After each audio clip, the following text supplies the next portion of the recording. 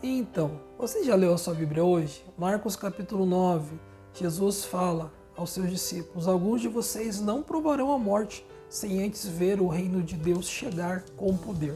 6 dias depois, Jesus então tomando à parte Pedro, Tiago e João, sobe a montanha e diante deles ele se transfigura.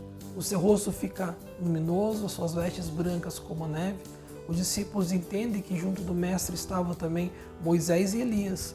Pedro se aproxima e fala: Senhor, é bom que ficamos aqui e façamos 3 tabernáculos, um para o Senhor, outro para Elias e outro para Moisés. Mas a visão então se desfaz diante deles. Descendo da montanha, Jesus diz a eles que eles não contassem isso que tinha visto acontecido para ninguém.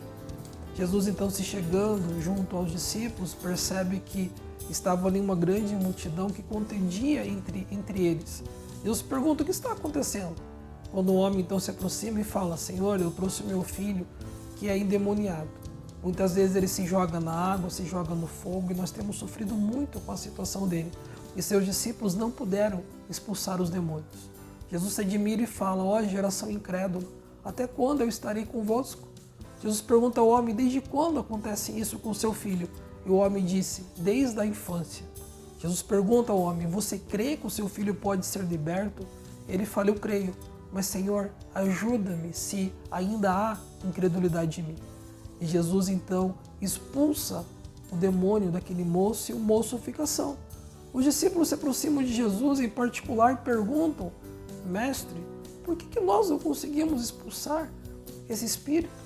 E Jesus fala: essa caça de demônio somente sai através do jejum e da oração. Partindo dali para Galiléia, os discípulos durante o caminho vinham discutindo entre eles.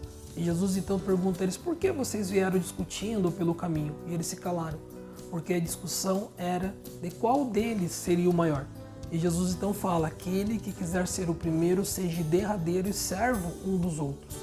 João então diz: Senhor, nós vimos um que expulsava demônios em seu nome, mas ele não é um dos nossos, e nós o proibimos. E Jesus falou: ninguém que expulsa demônio em meu nome pode falar mal de mim. Aquele que não é contra nós é por nós. Jesus começa a exortar acerca da necessidade de guardar o corpo para que não venha a pecar. Quando ele pega e fala de uma forma extrema: se a tua mão te faz pecar, arranca a tua mão do corpo; se teu pé te faz pecar, ou seus olhos, arranque do seu corpo.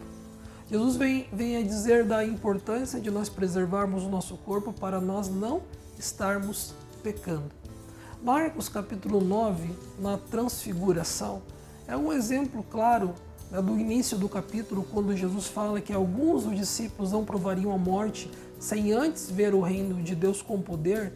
Isso se cumpre na transfiguração, uma vez que Pedro, Tiago e João viram ali como será o reino vindouro, com a presença de Moisés e Elias ressuscitados, como também Jesus na sua plenitude, na sua glória.